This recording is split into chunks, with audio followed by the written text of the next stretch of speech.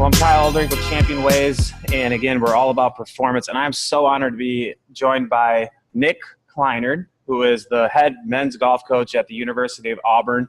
And Nick, I just want to give you a short introduction if there's anything else you want to add, but I literally have a list full of stuff on you, man. Like, this is pretty cool. I mean, you guys, you're in your 10th season at Auburn, and correct me if I'm wrong on anything, but you've had 29 first-place finishes since you've been there. Is that right? Well, we won one last fall, so we got 30 now. So you got 30. You guys were just in the Final Four last year with third place, and you won the East Lake Cup. 7 straight NCAA appearances, and very notably SEC Coach of the Year last year. Did I get that all right? You did get that right. No, it's quite a privilege and an honor.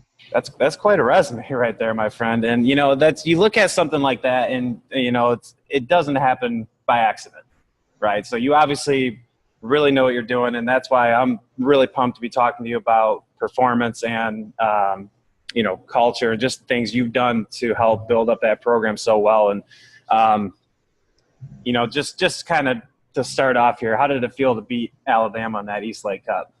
I think, you know, I mean, well, first of all, I mean, Alabama's a great program, and they got great players and great coaches. And anytime you can go up against your arch rival and come out victorious, I mean, it's a great feeling. I mean, winning's a great feeling, and all the time you spend in the gym and practicing and playing and competing, anytime you can come up out on top on this game, I mean, I think it's hard to describe. Right. You know, I remember that as a player too, when I was able to be lucky enough to win golf tournaments. But just all the time you put into it and all the sweat and tears, it's worth it. Well, if we can talk about that a little bit, I mean, so like in the last few months, I guess, leading up to that, what was the preparation and, you know, what did the Auburn men's golf team do to really prepare for that moment and get the guys ready for such a big stage? Because that's really a big deal. But anytime you can play on live TV, in our sport with college golf, all the notoriety we're getting now, which is wonderful for our fans and our players, more importantly for our student athletes. But you know, leading up to it, I mean, we're just constantly trying to get better. I mean, our biggest thing is, you know, we're working out, we're in the gym, we're trying to get a little stronger, a little faster. It is a speed sport now, so we spend a lot of time working on that because I think it's really important. It's important in my arena as a coach to develop young people. And from a golf standpoint, I mean, there's times we're working on technique. They're working with their teachers, or they're working with myself or my associate head coach, Corey Maggard. And, you know, we're trying to get that a little bit better. And we're doing a lot of competitions. I mean, these guys are so wired to be competitive, and, you know, they compete a lot. And we may have them split up into 2 people or 3 people as teams. And we're doing short game courses and putting drills and wedge contests and just a lot of work scoring clubs down and just trying to improve on their weaknesses, and also remember that their strengths are what makes them really good. That we don't want to forget about those, and we work really hard on making sure their strengths can get a little stronger as well. Gotcha. So is there a particular area, well, I guess let me ask that a different way. Like, how involved in technique are you as a college coach? Because, I mean, as the other side of this, somebody who's more of a personal coach and someone who develops junior players, like, you know, I try to just back off when the kids go off to college. So I don't know, like, you know, I know some coaches are a little more involved, but, you know, how involved are you with technique, and how much do you like to be, or do you like them to kind of do their own thing? Well, I think there's a difference between teaching and coaching. Yeah, for sure. I think teaching is going to be a little more the technical aspect. I do enjoy that. I like to work on that, but the way I look at it is more, a lot of my players, not all of them, but a lot of them have their own teachers, which is perfect. But it becomes a total team effort. So, you know, if a kid's working with you, then I'm going to be constantly talking to you or sending you whatever you need, video, TrackMan, 3D, whatever you need as far as information. And we're just formulating a plan, you know, together to try to help that young man, you know, chase his dreams, and how can he improve and how can he get more control of his golf ball. And, you know, based on all the data that I've looked at, especially as a PGA Tour, you know, players, that the number one predictor of success is speed and ball striking. You have to be able to hit it. So, you know, you have to be able to take lessons. You have to improve your control of the golf ball. It doesn't really matter what it looks like, correct? It's just got to be functional and repetitive. And I think we just try to balance all that with game management. We try to balance it with keeping guys competitive, you know, making sure they have a plan of what they're working on technically.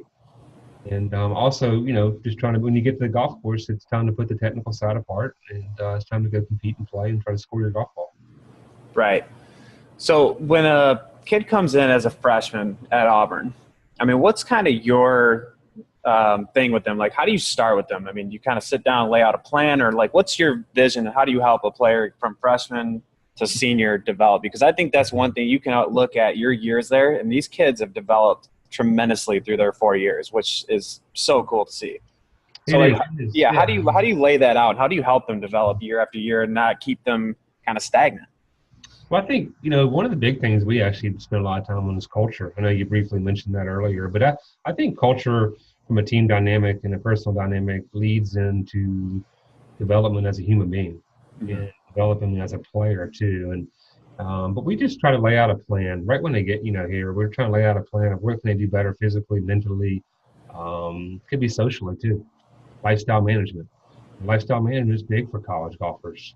I think I can speak for a lot of programs that when kids get there that they need more structure and they need to be productive with their time and their time management skills, and they're in class a lot less time in college. So what are they going to be doing outside of class? How hard are they going to work, and what are they going to be working on? But player development is something that I think is really important. I think more and more important as we move forward as college golf coaches. And trying to not only develop players, but develop young people. Yeah. I mean, the culture is, can you kind of define your culture, or is that like a too broad of a question? No, I think that's a great question. I think our culture is very connected. I think the more you have more connectivity, you have more commitment. As funny as it may sound, I think a lot of our guys love each other and they care about each other. And I think anytime you have one of the biggest things that you could say is care. Care more, you give more. Yeah. I think, if you have a shared vision, you have a greater purpose. And I think that's something that leads into culture. And I think, basically it just comes down to, I always call it, you got to win the locker room. I know that may sound like football or basketball or something like that, but I think if you win the locker room in college sports or a team atmosphere, and I think you're going to get more production out of your players. I think as a coach, the more that they know that you actually love them and you care about them as human beings, and I think they're going to be more productive as golfers as well. Yeah. I guess the same as teaching, right? Like if your players know that you care about them and you have your best interest in them, then they're going to give more to you probably. For sure. And again, and that's why, I reached out and asked if we could do this. 'Cause I know we've talked before on separate occasions, and this topic keeps coming up. So I know that's probably a big part of the continued success through there, which is cool. So do you have you had guys that have had a hard time fitting into that culture at all? Periodically. I mean, nothing that really comes off the top of my head. I mean, I think a lot of that comes down to who you recruit to. Sure. You got to recruit the best fits, and fits are different every different place, but the best fits for you as a coach, your personality, and the way you like to do things, and the best fit dynamic-wise for your chemistry as a unit, as a team. Because at the end of the day, in our sport, right, in golf, so college golf is really your last chance to be a part of a team. I mean, unless you're good enough to be on the Walker Cup, President's Cup, Ryder Cup, and college golf is it. And then after that, and you're on your own the next, if you have ambitions as a pro, you're on your own the next 30 years. And right. The only people who care about you then are your instructors and your parents and your significant others. Everybody else hopes you shoot 80, right? That would beat you. So it's interesting as you go down that road, like the first thing I start thinking of is, on that level, most everybody's technically sound, can hit it. I mean, the over 300-yard drive is, pretty much everybody's doing it on that level. Everybody's a good wedge player. Everybody's a good putter. So what do you think really separates, like, the ones that are making it and the ones that are not? Because we can't really – I don't personally think, as a coach, I can't, like, break this down and be like, oh, your swing's a little bit this way. Like, that's why you're not playing better. Like, that's a little crazy, right? Yeah. I think there's a variety of things. I don't think there's one thing, but I think a lot of it's going to be their mindset. I think self-talk is something that might be a little bit overlooked as well. I mean, and it's like one day you're riding down the road, right, and traffic bothers you, and the next day you're in the same traffic and it doesn't bother you at all. I mean, so the traffic didn't change. It's just your mindset changed. And I think that's a lot of, how do you look at things? You look at things as an opportunity, or do you look at things more of, why are we doing this? This is no fun, for example. And I think that ball control. I mean, I think the better players have more control of their golf ball. I mean, they just hit better shots. I mean, I know that sounds really easy for me to say, but if you Right. go and watch, our team play, for example, I mean, our better players have more control of their golf ball. It's pretty simple. And then they also have no fear. They have no doubt. They have no fear. They have great preparation, they have great mindsets. They look at everything with the glass half full versus half empty. I think those are things you can help people on, but eventually they have to look in the mirror and help themselves too. Yeah. Well, and is that something that you really work on with these guys, is their mindset and so forth? And if so, like, do you have just maybe some examples or any like stories of like something you really felt transformed in that, that set? And again, I know we can't mention names or anything like that, but yeah. We work a lot on, I mean, just a lot of it's just, hey, making sure that we understand as a team and as each individual that, hey, there's an opportunity here to be successful. That next 5 footer is an opportunity to show off and make a putt. Your self-talk can bring you down, and we just try to really make sure they understand that doubt and fear are all external things. This may sound kind of odd too, but instead of listening to yourself, you want to talk to yourself. I think a lot of the negative thoughts and listen, the best players in the world have negative thoughts. Mm-hmm. They're able to overcome that. They're able to say, hey, they talk to themselves. Hey, let's go. Let's do this. Let's be productive. We can do it. We've done it before in those situations. Just constantly trying to help these young people, not only in golf, but also in life. It's how they look at things in life and trying to make sure that they're positive and that realizing that a positive mindset, an optimistic mindset is going to help them, whether it be in the job place or whether it be as a PGA Tour as well. Now, is this stuff like you've always kind of believed in practice, or did you have some sort of kind of like aha moment along the way? Because like I know, I totally kind of flopped what I did maybe 6-7 years ago. I just started to really kind of look at things more in depth, and I'm like you said, the mindset, the attitude, the self-talk. I'm like, all those things are just, wow, are they so important, right? Yeah. Just getting over the ball and having a crazy negative thought or fear versus not is, but I would always be looking at the technical side of things. And then I started realizing like, wow, this is so deep, so like I had that aha moment. I mean, is that the same for you, or is this just kind of? It is. I mean, I look back on my career now. I'm my 18th year as a head coach, 10 at Auburn, as you mentioned, and then 8 at University of Central Florida. And I look back even now, like I played 5 years professionally. And, I always thought, hey, if my technique's better, then I'll play better. Or I'll win more, and I'll definitely make the PGA Tour. And I got into the time where I was pretty negative, and my self-talk was, I'm not worthy enough to be good. You've worked hard, but you're not as good as these guys, and that really hindered my development. I look back on that now, and I try to give back to these young people. It's like, hey, you can't do that. You can't think that way. And I've had people that have been instrumental, in my life as far as my career goes, that have helped me get to where I am now. And I've learned a lot. I've learned a lot from a friend named John Gordon. That's an author. Mm-hmm. He's written a lot of books, and he's taught. I'd say I'm a lot better coach now than I was 4 years ago because of him. Not technically speaking, but just from a dealing with people, coaching, lifestyle, just outlook, mindset, all that stuff has really helped me. Sports psychologists have really helped me along the way. A lot of teachers have really helped me along the way become a better coach and a better teacher too. Wow, that's good. So what would you say, like if you had to break it down, I know this is pretty generic, but what do you think is like one of the most important things for performance? So like if you just kind of think of one player, like what's the difference between their really good rounds, tournament rounds under pressure versus like a not so great tournament round? Like what do you think is that difference? Because truthfully, I just don't think swings change from day to day. Like motions don't change that much. Yeah. You know what I mean? So to think like, oh, my swing just got off that day, to me is just like kind of crazy. Yeah. And I know you're it looks the same thing. But so like, why is a player, and this is such an asked question, and I'm sure you probably get it too, but it's like, why am I really good one day and why not the next? And again, that's the question I search for in my playing days when I was younger. Is like, why would I go shoot great one day and the next day was totally different? Like back then I was just like, oh, my swing must have got off, so I ran to the range. But, now it's just like I'm understanding this and having these conversations with players all the time. And, it's a sought out question for sure. You know, is like, what is the difference between day and day? Why is one really good? Why is one not? I mean, that's a wonderful question. I mean, you see it on the PGA Tour, a guy shoots 62, and then, you know, the next day they shoot 71 or 72. Right. What really changes? I mean, their golf swing didn't change. As you mentioned, I don't think motions change, but I think emotions do. I think their mindset can too. And I think that, you know, ultimately it comes down to a few pivotal putts. They may have an 8-footer for par that kind of keeps the momentum. I think it's a game of momentum. And they make that putt, and all of a sudden they're walking to the next tee with a little bit of zip in their step. Yeah. Especially when you're dealing with 18 to 20-year-olds. Yeah. You know, if they're adolescent males, right? Yeah. But the verse, if they miss that putt, they kind of shrug. You know, the shoulders are heads down, the shoulders are down. They're kind of walking slowly.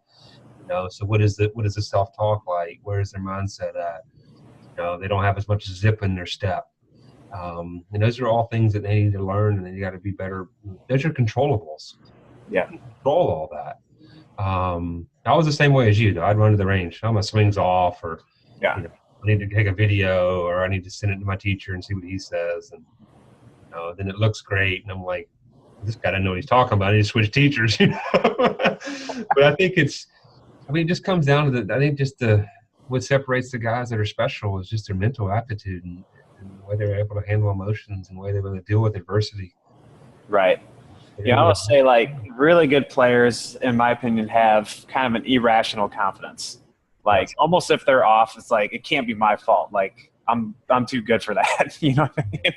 Like, it's kind of interesting. And, you know I've talked about players before like that, but, I mean, there's still players that it's amazing just how, like I'm so good, I should make that putt. Like, if I didn't, you know, whereas other people are like, oh my gosh, I can't believe I missed again. Like, it's such a difference in self-image. It's crazy.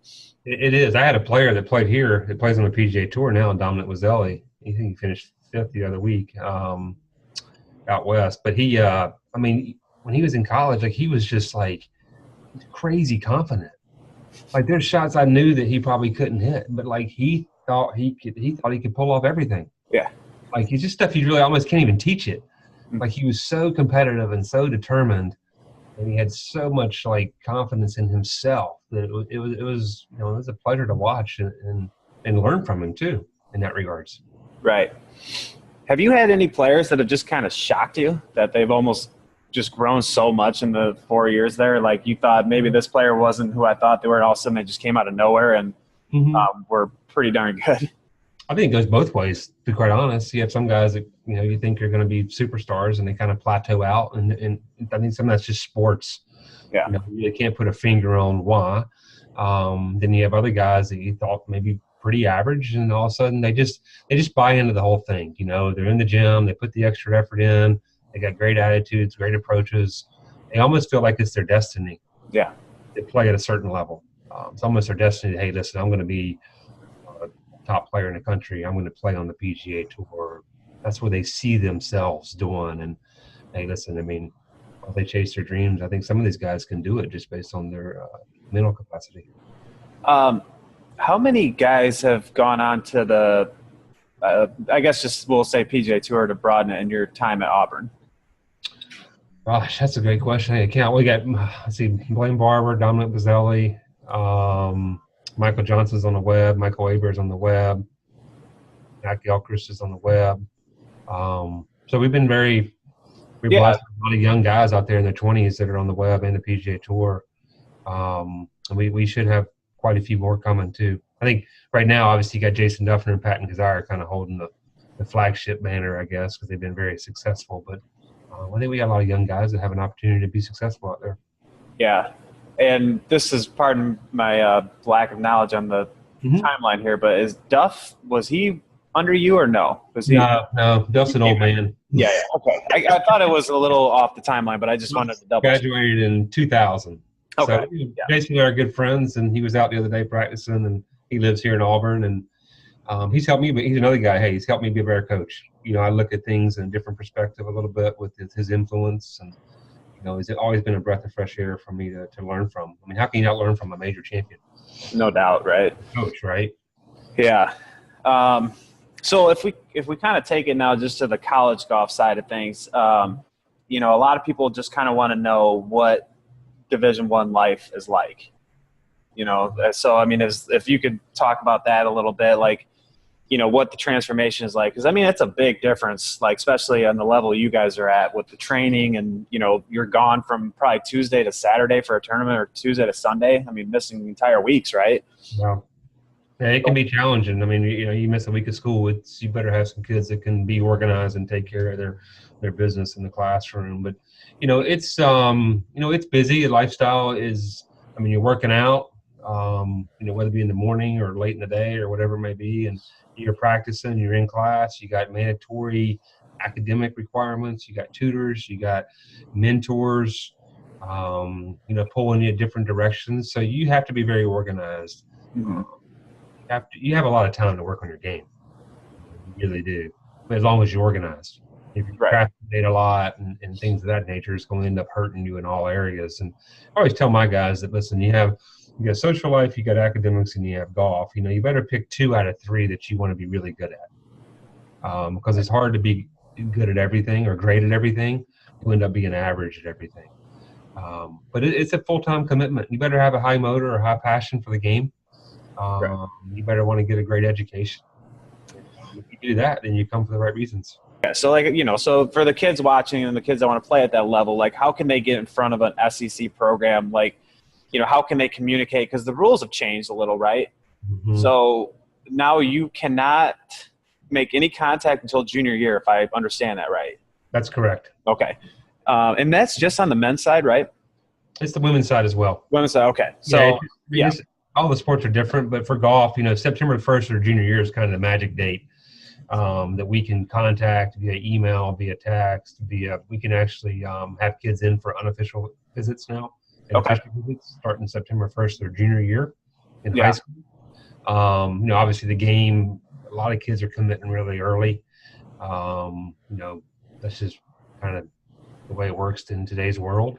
But these kids, they can get out, play a great schedule. They can email coaches. There's 319 Division I men's golf institutions or universities that these kids can identify, hey, here's my 5 dream schools, here's 10 more realistic options or whatever it may be. And, marketing 101. You can send out a resume, academic information, academic counselor, principals, name, phone number, email address, or swing instructors, fitness instructors, anybody they have that helps them with their game or that knows them, head golf professional at their home golf course, include all that in their resume. Obviously their upcoming schedule, their past results, and they don't have to go back 4 or 5 years on results, within the last 12 to 18 months, and just kind of follow up with some emails. And if they're under the age of a junior year in high school, they have the right to call coaches, but just coaches can't return any calls or initiate any calls. I think that's important for prospects to know. So a big question, one of the main questions I always get is, what tournaments should we be playing? And is it necessary for somebody in my climate to be like traveling in the winter? Because that's a tricky one, right? Like we're indoors hitting into nets or simulators or a dome or whatever for months, and then also you jump out into Florida and play in a tournament. Like, the chances of you doing your best, in my opinion, are probably not great. So is that really important in that sense? And so like what tournaments matter? If you could talk about that a little bit, that'd be awesome. I think schedule-wise, I think just getting out and competing. And the biggest thing is to go, for me at least, to go compete. Yeah. I think it's an opportunity for kids to kind of showcase their ability. And even in the wintertime, think about how caught up they are in rankings and things of that nature. You can knock a little rust off. It's a good time to get away from the game. Yeah. But too, take a week or two and just get away, be a kid. Yeah. And then also it's a good time to get better. Work on some technical stuff. Work on some stuff that's maybe a little bit more difficult for you to do during the season when you have 15 or 18 tournaments, whatever it may be. And I like personally when junior golfers get out and play in some tournaments where they know they can go out and compete and win. I think winning is important. Learning how to win is important. But anytime you can play on the national level and a national schedule too, you can play against the best competition. Getting out of your home state, playing on different grasses, different conditions, different weathers, all that stuff can be beneficial. But I think just like in anything in life, it's balance. You got school, you got weather, you got family. Family's got, mom and dad have jobs, so you have to be able to balance everything a little bit. But I do think that, taking lessons and improving and working on your game and getting out and ultimately just competing. So here's a good question for you. Do you think it's more important to play in, we'll say, a smaller event that you could possibly win or have a good chance of winning, or play in like a high-level AJGA where you're probably going to get thumped? I honestly, my answer is going to be both. I really think you need to learn how to win. I think it's a different. When I got 9 holes left and I'm tied for the lead or I'm 1 shot ahead, it's a totally different feeling than I'm 25th place. Right. It's different. You got adrenaline, emotions. You're trying to manage all that stuff, which can be, really big for a 14, 15, 16-year-old kid or whoever. But I think getting out in the national schedule, level eventually is a wise idea. Yeah. I mean, that's good. So you're saying like really both. Like you should probably play in where you're playing against people you're really getting your butt kicked by, but then also making sure you're playing in stuff that you have a chance in and have that chance to learn how to win. I think it's balance. Yeah. It's just like having a schedule with lessons. I mean, how often are you going to get a lesson? What is too much? What is not enough? I think every player is a little bit different on that. Yeah, for sure. Another one, and again, you can just kind of be honest. I mean, does high school golf matter? I think it does, because I think it's a chance to be on a team. Right. I mean, how many times do you get a chance to be on a team in your life? And we play such an individual sport. Yep. And I think anytime you can be on a team, if you're the best player on the team, then lift those other guys up. Be a lead, learn how to be a leader. Learn some leadership skills. And it can help you in life, not just in college golf. It helps you in life. And then if you're not as good, you're the 7th man on that high school team, go play with the guy that's number 1 and number 2. Figure out why they're better. What do they do better than me? How do they hit that shot? Learn from them. I think that in that aspect, I think it's extremely important. I think, man, that's such a fantastic answer. And that's kind of a version of what I typically give too, because I think these kids start getting into this, like, I need to go play in these AJGAs and all this because high school golf doesn't matter. But then they become so, like you said, individual, kind of shut off. But that kind of that thing of, getting a part of a group and a team or being a leader. Oh, good answer. Like, really good answer. Let's see here. God, I had one more thing I wanted to cover, but this has all been pretty good, Nick. I really appreciate this. I hope that's what you're looking for, at least. No, this is great because we're hitting on, a couple really important concepts, I think, is what performance really needs to look like in that level. And, also just some help for people who are looking for that, those questions they have. Because I do help a lot of players with recruiting too. I mean, that's kind of a part of everything I do. And, from my time talking to coaches and stuff, I've got a pretty good system of how to go about it and get them in front of people and, make it so it's them and not, just a recruiting service type thing. Yeah. Because I know, like, most coaches I've talked to just don't appreciate that because, I'm assuming it just makes it look like they don't want to do the work themselves. Yeah, a little bit, right? Right? Yeah. You can market yourself, Right.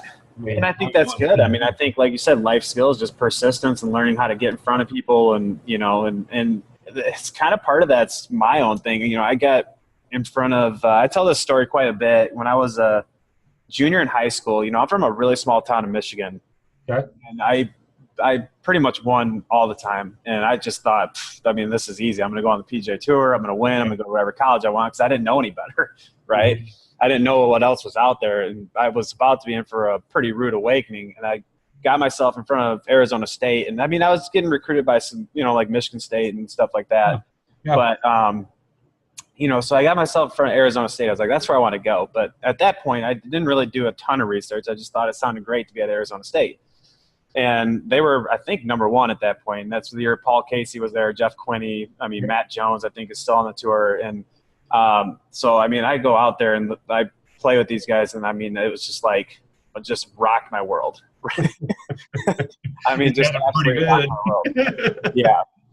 that was like one of the most rude awakenings I could ever have right there. So, So it's just interesting. It probably sculpted you who you are today, though, right? I mean, yeah, exactly. Because I mean, one, it was like, look, I probably had no business even having those coaches have interest in me, but because I was relentless on just hitting them, like, hey, I want to come there, I want to come there, I want to come there. They were like, well, come on out then, like, come on, spend a little time with the guys, and we'll, But so that was pretty interesting, and like you said, I mean, just that stuff of trying to figuring stuff out for myself has helped with just helping these kids out, because I know it's not an easy process by any means, but I think that would show a lot for kids, and just like who I am, it's like if I really want to get something done, I'm going to be pretty persistent about it until I figure out how to do it. I mean, that's just my mentality.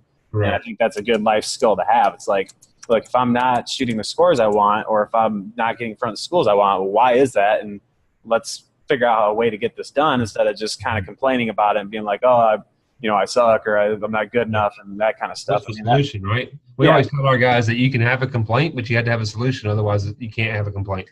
Yeah. If you don't like the way qualifying is, or you don't like the way practice is, like, unless you have a solution, don't ask. Yeah. So just to finish off, if you wouldn't mind, maybe just give us one good story from the East Lake Cup victory.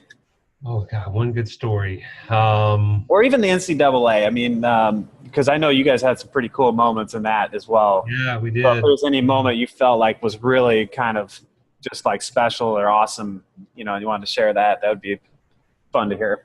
Let me think for a second on that. Yeah.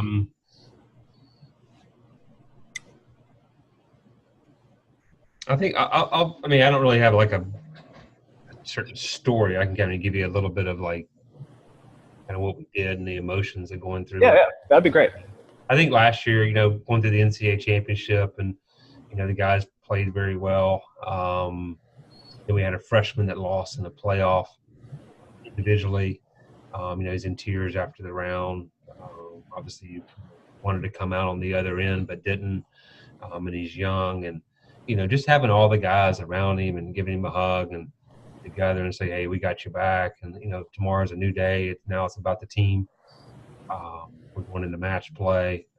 We got to play against the defending national champions, the University of Oklahoma. It's a fantastic program. And, to get out there they had tons and tons of fans. And, we didn't have as many. We had quite a few, but not as many, being that that's not in their back door.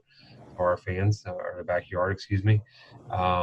Just to come out there, and our guys were very resilient, played some fantastic golf, and with all the Boomer Sooner chantings going on out there, and to become out, victorious. And then you turn around an hour and a half later and arguably have to play probably the best team that college golf has ever seen, in Oklahoma State on their home golf course. And really to come out, we lose 3-2.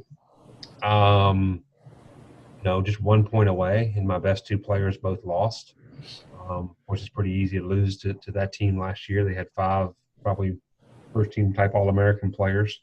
But just I think after the round, just to see that they're obviously happy with their performance for the week and the year. But just to see the young people, had one senior on that team, and just to see him kind of say, hey, listen, guys, as a leader, we had a great run. You guys are going to be back next year. You guys, this is we're an elite program, and we're going to keep getting better. Just listen to your coaches. They can help you. And just to watch him grow, Ben Schlottman was his name, and, he graduated. And just to watch him grow to where he was as an immature freshman, and then become a leader and be able to stand up and say some of the things he said that, in a time where guys are pretty disappointed. They felt like they could have won the whole thing. And I think that ultimately for me gave you goosebumps as a coach, being in that room when he was speaking to the guys. And that's what it's all about. And that just, solidified why I do what I do. Yeah. Winning's important, but ultimately it's not the end all of everything. It's about developing young people. And then I can say, hey, we did our job. This guy's leaving here a better man than he was when he came. Well, that's all pretty cool, and I think that goes right back to that culture you were telling me about at the beginning and how you built that, and that's pretty special because, there could be some instances where guys are like, hey, why'd you miss that? But to, take your teammate, build them up, and, that's the stuff I'm passionate about too. So I appreciate you sharing that. Culture's everything. Culture is everything. Yeah. I just think if you don't have culture, you don't have a team. Right. Pretty simple. Yeah. Well, Nick, I really appreciate it again. Nick Clinard from University of Auburn. And are you guys going to be featured on Driven? We are. Yeah, they've been in town quite a bit, and they'll be with us next week at a tournament. And they were televising East Lake Cup last year, and I know they've been up in Tuscaloosa and in Auburn, and I think it's going to be a great show, and hopefully a lot of people will tune in and learn more about the inside of college golf, and then learn more about Auburn and Alabama. All right. Well, you guys are getting ready to kick off your season. We're all rooting for you for another big year. And again, I really appreciate it. I know people are going to get a lot out of this talk. And thanks for taking the time. Hey, thank you. I appreciate you.